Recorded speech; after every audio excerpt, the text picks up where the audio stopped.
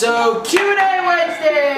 It's a Wednesday. It's a Wednesday. Q&A Wednesday on a Wednesday. I'm John. I'm Whitney. And we're here to talk to you about Q&A Wednesday. Not to be confused with Taco Tuesday. but on a Wednesday. On a Friday. On a Friday. So we've got 3 questions from some of our subscribers. Thanks for subscribing. And don't forget to like and subscribe and comment. Yes. Right. So our first question hails from El Salvador. I really don't know that. I don't know that at all. I was trying to sound more interesting. But anyway, so I don't know where this person is from, but it's a great question. What is the Tapir test, and what are the flaws with the Tapir test? Whitney, do you know what the Tapir test is? I know it's some sort of abrasive test, but it's supposed to be done on like a really thin disc, right? Really thin disc. It is ASTM D4060, abrasion resistance of organic coatings by Tapir test. So it's really meant for fabrics, painting, or paints, epoxies, organic coatings that go on top of a tile or something else. And there is a hazing method. I might be saying that wrong. A hazing method and a mass loss method. Okay. And based on that mass loss method, folks have applied concrete, making discs, small discs of concrete, doing so many thousands of revolutions. I honestly can't remember. Well, it depends on what what you're looking. There's like A through G. Yeah, there's a lot of different specifications and weights and. I think it's a H wheel, like 1,000 or 5,000 revolutions, and you do a mass loss. And while there are abrasion resistance tests for concrete that use a similar method, the Tapir tester, it's not ideal for concrete. It's not made for concrete. No, it's a bad idea. I mean, I get it that you're trying to save money. You compare the Tapir tester, which is actually an expensive device. It is very pricey. You can get it used for like $4,000 or $5,000, and a really crappy one for $4,000 or $3,000. Right. But the really nice ones are $10,000 to $15,000. Yeah, but then you look at assuming you don't try to prefabricate or fabricate your own abrasion machine, it's probably 10 times the cost or more to buy one because it has to be custom mortared and all. So the actual abrasion resistance setup for concrete, ASTMC 779, procedure A, B, and C, we built our own. There's a link in it below that goes into the story behind that. It's called What About the Budget? What budget? No, you're supposed to do the face. So look for that thumbnail. It cost us about $15,000 and a lot of time to create that ASTMC 779 Procedure C based machine. And then the 1138, so 779 Procedure C is for steel wheel tire traffic and durability and abrasive wear with that. And then the underwater is steel balls being spun under a certain amount of water.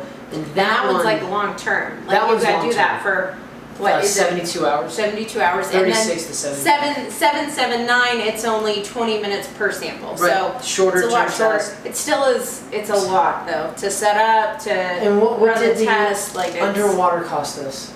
$10,000. I don't even know. I mean, it was expensive. It was not an easy test to do. Or to set up. Well, and even just freaking schlepping the samples out and wait, like the whole process it's a lot. You compare a 30-pound sample that we use in a facility that's meant for underwater abrasion, or doing to this little boombox thing where you put little hockey pucks on. I can appreciate the reason why people want to do it. Far less cumbersome, a lot quicker results. But what's the quality of your results is the problem. Right. Like, are you truly evaluating your concrete? If banging, it's there's an analogy here. Sure. If banging your head into the wall was less expensive than 779 or 1138, would you do it? And the answer is unequivocally yes. No, of course you wouldn't do it because it's ridiculous. banging your head into the wall is not going to tell you anything about the abrasion resistance of the concrete. True. Now, granted, the Tapir test is not banging your head into the wall, but you are getting an erroneous data set. There's a reason why there's 779. You feel like it's completely erroneous? Like you don't do. think there's any sort of correlation to like some level of accuracy with those results? People are not using this for grouts. People are using it for concretes. And you know, how are you going to make the disc? You're gonna cast it and then saw cut it, or you're just gonna cast it? Yeah, and then you're already damaging it. You're already damaging it. Or if you're doing grout, you're not evaluating concrete. So they call it a grout evaluation if you're gonna do that. But if you want to do abrasion resistance of concrete, we lost a contract. We lost a couple of contracts because we would not do the Tapir tester. There is no point that you gotta be centered. There is no point that I'm ever gonna feel comfortable purchasing a Tapir tester or running the Tapir test for concrete.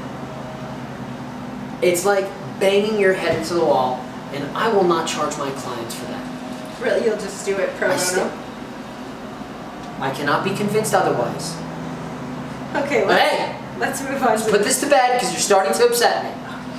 I'm just kidding. Okay, question number 2, all yours, Whit. Why the slump test and what are the flaws? I like the slump test. I feel like it gives you good information. You know, it gives you a quick peek of what your flowability is, although I have to say the extended slump, I feel like if you're trying to look at true longer term workability, you're getting more information there, you know, because you could have something that's going to take off real quick and it's like slump's great, but then how long do you have that? So I feel like we've had contracts where we've done like 10, 30, 60 minutes. So I guess it's why are you evaluating it? Sorry, go ahead and talk. You're fine. You know, there is an analogy to be made.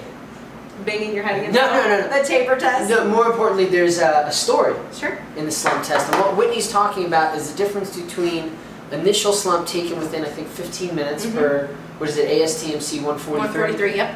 And then there's slump evolution. Right. And there's a wonderful story that we need to do for story time about our first date in a concrete lab. Yes. I almost broke up with Whitney.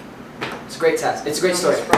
You almost broke up with me. Yes, I almost broke up with you. Anyway, so yeah, you're right. I like the slump test too.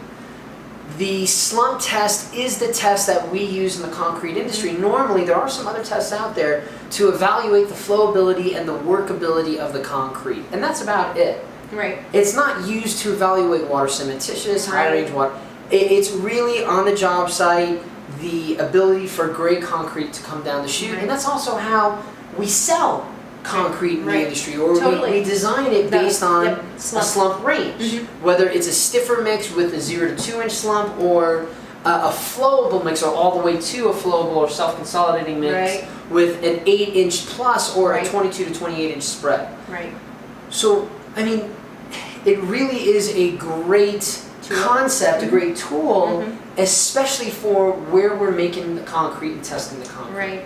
It's easy to do. Right. The tools are very easy to come by. They're inexpensive, Right. but there are flaws. So before I go into what I think the flaws are, now I guess, I mean, timing is a big one. If you get wrapped up in a big concrete mix, are you truly taking it right at 15 minutes? And hopefully you are, but, right? sure. So there's some sort of time limit in the spec where you're supposed to take it. The other thing too, I think especially if you're doing smaller scale mixes, making sure you're getting that ruler in just the right spot. Because here's one of the things that I notice. Sometimes you have a bit of a slant, so where are you putting it in there? Like Displaced center. Yeah, I don't know. I just. And that But slant, that's kind of, in my opinion, like middle, one of the maximum, and that can change one up of by the half an inch. and then are you putting it like so it's just barely touching or in just a smidge and. So it brings up I think the biggest flaw that folks talk about in the industry is the consistency of the standard operating procedures from, sorry, I had something in my mouth. Procedures from tester to tester. Totally. And there are organizations that have ordered one truck and they have 7 testers testing at the same time, and all 7 testers get different results outside of a 1/4 inch standard deviation. Sure. So I mean, that's the major complaint. Well, that's rare though that they're gonna have that many people doing it. Usually they'll probably pull one slump per truck. And the question is, how accurate is it? So that's the true flaw behind it. What is the accuracy Sure. between testers or one tester? Right. And you know, getting the wrong slump could be either mean, you know, pissing up the Right. concrete with a bunch of water or rejecting the load. Right. So it's a very important question, and to answer that, you know, I honestly don't think the slump test is ever going to go away. For Oh, I agree. all of its flaws that really go back to one thing, it's one of those things we hang our hat on. Like C39 is such a huge, there's a handful of tests that are used so regularly and everybody know them, and they're a huge, you know, you're talking about that's part of how we design. Compressive strength is too, unless you're dealing with airfield. So I feel like that is something that is just, sure. it's part of the bread and butter of the concrete industry. I would argue that sometimes the slump test is given a bad rap because technicians, and I'll probably get some flack for this, but technicians are doing a crappy job when it comes to Evaluating the slump. evaluating all the fresh properties. Sure. The concrete is not based on a single entity. There is a reason why we specify more than one fresh property. Sure. Slump, air, temperature, and unit weight. Right. And it's oftentimes where technicians, whether it's experienced or inexperienced, make a judgment call based on one entity. Sure. And the reality is one parameter like slump out of 4, Right. slump, air, unit weight, temp, Right. can be wrong. Totally. It could be screwed up for whatever. You accidentally kicked the board, you didn't do 25 rods, you pulled the top, you didn't mix the concrete. That being said, the probability of all 4 tests being screwed up Is unlikely. is unlikely. So, if you are a technician in the field and you feel like the slump test is a flawed technique, instead of using the slump test and looking at just the slump and commenting on that, try to use all 4. Right. And if you see that, okay, I have a mix that was designed to have a 4 to 6 inch slump, it was supposed to have a 5.5 on the air, supposed to have a 143 on the unit weight, and a 72 on the temp, or around about there, those properties, and I got a 2 inch on the slump, I got a 5.6 on the air, I got a 142.5 or 142.8 on the unit weight, and a 71 on the temp, maybe you need to run the slump again. Right, sure. And there is nothing wrong with pulling another freaking wheelbarrow or pulling another sample from the wheelbarrow and retesting. Right, agreed. And I find that's where the problem is. Just the pride in... Not the pride, but the operator error, and either it's maliciously or naivety. Sure. Is that a word? Naivete. Naivete, where they don't question. Sure. Well, I pull a slump, and data is the data is the data is the data. Yeah, not always. But remember, that data goes to somebody who has to make a decision, and they didn't see what you were doing at your truck. Right. And even though they have a great internal algorithm, garbage into that great internal algorithm equals garbage out. Right. So they might be making a decision to scrap a truck or a number of trucks Sure. based on An error. that could be controlled, where you could use your judgment and say, well, if all other parameters are being met, Right. then maybe there's some, now it could be that you really do have a 2 inch slump. But if all other parameters are being met, Or in place, it's unlikely. I wouldn't say that the test is flawed, because the test is an inanimate object. Sure. It's a scoop, a non-absorbent surface, a non-absorbent cone, and a hemispherical rod. Right. It's very hard for that equipment to be inaccurate.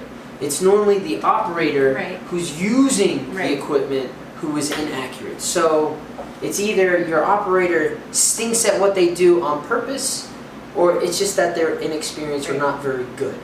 And that's where I think a lot of the bad rap comes from. The slump test. So if the flack is going to come, I'm ready for it. Next question. What is the difference between entrapped and entrained air? I was trying to remember the ASTM for air entrainment, and I think it's 260. Is it? ASTM-C 260. Okay. The difference between entrapped air and entrained air. When we first started doing Facebook a decade ago, Sure, yeah. and we had my dad, bless him, doing daily concrete facts. Yeah, we did. And we did that for years. We have thousands of daily concrete facts. It was number 2 or number 3. We did a daily fact on the difference between entrained versus I remember your entrapped. little schematics that you did. I love that flippin' schematic. Do you want to explain it, or do you want You go ahead, please. So the schematic was a gray concrete pixelated background, and the first one had a big circle in it with white background, and it was half or 3/4 filled with water. Right. And it said entrapped air. And then the schematic on the right was that gray with the white and blue, Right. but instead of it being one big circle, A bunch of little circles. it was a bunch of interconnected little circles. And that's what the difference between entrapped and entrained air. Entrapped air we normally get from the mechanics of the materials in the mix and the action of mixing. The folding, the bashing, the clashing. Cement paste by itself, I believe it's the Taylor book on cement chemistry, stipulates that there's somewhere around 11% air. Really? Yeah, Naturally- I can see that, just because it's so fine and floaty. And it creates that air. Right. So the finer material, the more air you're going to generate, the more bigger aggregate or bigger material we put in there, the less air that's generated. So with most mixes, you have somewhere between 1 and 3% of entrapped air. Sure. Now, the difference between the two, why do we care, my love? Freeze thaw, I would say, is probably the biggest issue. Well, and workability, honestly. But if you were able to take, this big pocket of air and separate it, you're going to be able to kind of spread things out a little bit more.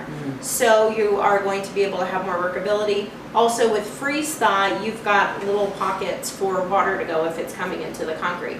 So instead of having a bunch of water fill up a singular circle and then cause the concrete to break up and crack and all that, you've got all of these little pockets. So you have more places for the water to go. Sure.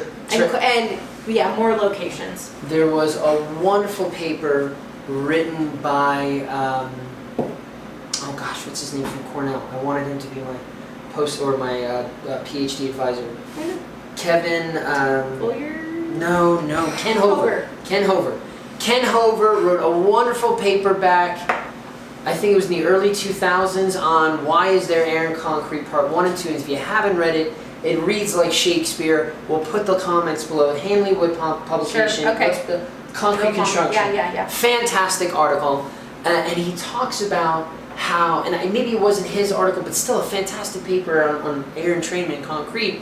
But there was a paper, either his or somebody else's, that talked about how air entrainment almost acts like little ball bearings for your concrete equipment just to glide over. And that's how it helps make your concrete creamy and dreamy. That being said, we've used concrete in the past where the air content was excessively high and it ended up causing the concrete to become sticky and difficult to work with. So bear that in mind. Yeah, you have to find the sweet spot. Well, there's a dictated amount or specified amount by DOTs and engineers, and as long as you stay within that, you should be kosher. Sure. That being said, with high air entrained mixes, you kind of know that going into it. Sure. So, but anyway, the second point that you bring up about giving the water running room. What happens with the water in that entrapped air bubble, I think you said it, is that the water expands to the point that it's overcoming the size of the water bubble. And it doesn't necessarily have to overcome the entire size. Sure. It just has to fill up that void enough to start creating these external or forces, residual forces. Now here's the thing, those residual forces often contend with the shear capacity and the tensile capacity of that cementitious matrix. Sure. And as we all know, that cementitious matrix is very brittle. Sure. It's not very tough. It has a very low tensile and shear capacity, and ultimately that freezing and thawing of water in that entrapped air bubble will cause cracking from within. Correct. And destroy the concrete as time progresses. So the entrained air, network, we take that entrapped air and we just convert it to a network of interconnected bubbles to give that water running room. Sure. So that we don't have those catastrophic forces that would cause failure. Okay, well, I mean, do we need to say anything else to wrap that up? Thanks for joining us today. If you have any questions or concrete concerns, don't forget to like, subscribe, and throw those questions in the comments section. Right. You will be featured on Q&A Wednesday. What? Maybe on a Wednesday. Today's on a Wednesday. Today's maybe on a Tuesday. Go concrete. Beat asphalt. Love you.